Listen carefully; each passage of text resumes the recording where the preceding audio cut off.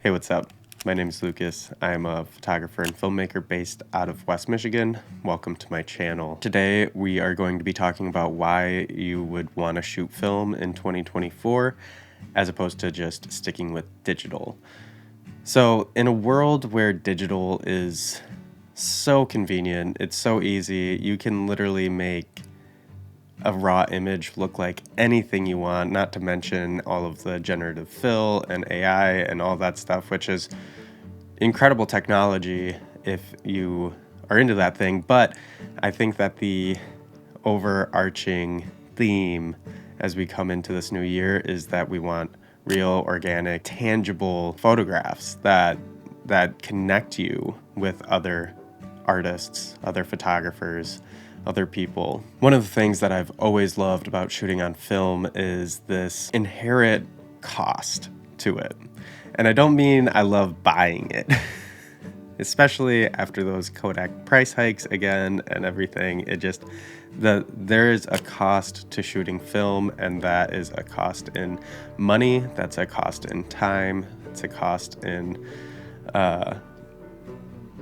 not knowing if the images are going to turn out or what. But I think that with the inherent cost adds a lot of intentionality. It adds a lot of patience to the process. And when you can airdrop from your camera to your phone raw images and then edit them on Lightroom, post them on Instagram or Threads or wherever you want to post them, within like seconds of taking the image, there's something to be said about just taking a step back and taking a picture and stepping away from it. That's actually one of the main reasons that I got into film photography, is that prolonged gratification of seeing the image. Because when I'm with my family, I love just taking pictures and not thinking about it and moving on in the moment, instead of, did I get focus? Did I get proper exposure? Oh, what if I had tinkered with this? And oh, what if I had the composition just a little bit different? And then you end up having 50 photos that are the exact same and just with minor differences, which is fine. There's a time and a place for work like that. And I think in professional settings, that's important.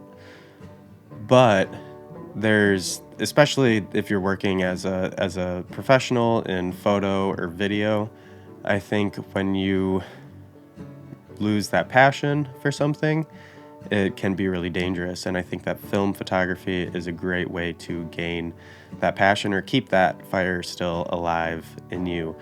The other month, I went on a trip with my family down to North Carolina, and I only brought two cameras. I brought my M6 and my SL2. I left my SL2S at home because I really wanted to give my SL2 its own trip. And on the last day of the trip, my brother and I went out to Max Pad and hit the sunrise, and it was just beautiful. We were like the only people out there, and I was shooting film and digital, and I felt that tension in me of, well, I really want to get these digital images, but I really just want to be shooting the film. And one of the things that I really like about film is the unpredictability of it. So I shot on that morning, I shot 3 rolls of color film. I self-developed at home. I didn't remember to adjust for how often I had already used my chemicals. So there's some color shifts, there's some unique characteristics, and I remember looking at the pictures immediately and just being like, man, like I really messed this up. I'm so glad that I took those digital images because they're safe. And I think that as I look at those images more, the film images from that morning, and I think more about those photos and look at them, they get more appealing to me than the digital images. And I don't want this to come across as like dissing on digital photography. I love digital photography. I think that there's something really special about film. Will I be shooting film for absolutely everything? Probably not, but in 2024, I'm definitely making a point to shoot more intentionally with film. And if I'm not shooting for a client, I'd like to be shooting on film. So I'm going to be doing a lot of black and white. I'm going to test around sending my color film to labs, and then continue scanning here at home with my negative supply scanning setup. Do I think you should be shooting film in 2024? Absolutely. I think that if you want to take the route of film photography and you want to use that and recognize the shortcomings of it, just like you recognize the shortcomings of digital photography, I think that film photography has done wonders for my professional work. And just the way that I view photography and filmmaking and everything. It's been one of the more beneficial things that I've started doing in my career.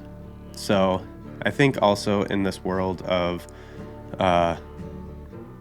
Instagram bangers, we'll call them, where you can take a digital photo and get a perfectly clean image right away. I mean, you can take really beautiful raw images on your iPhone. It's like taking pictures has never been easier. I think having stepping back to a medium where there's a lot of variables is a fun, creative challenge that, I mean, even just some of my black and white, I sent a roll through the lab box. Never buy the lab box. It is terrible. But I used the lab box and it ripped my negatives. It developed very unevenly, and it changed things, and I lost images because of it.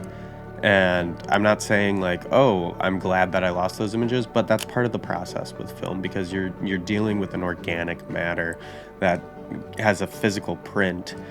And I think that there's something really beautiful about that. And then you have something, you're not just creating digital waste.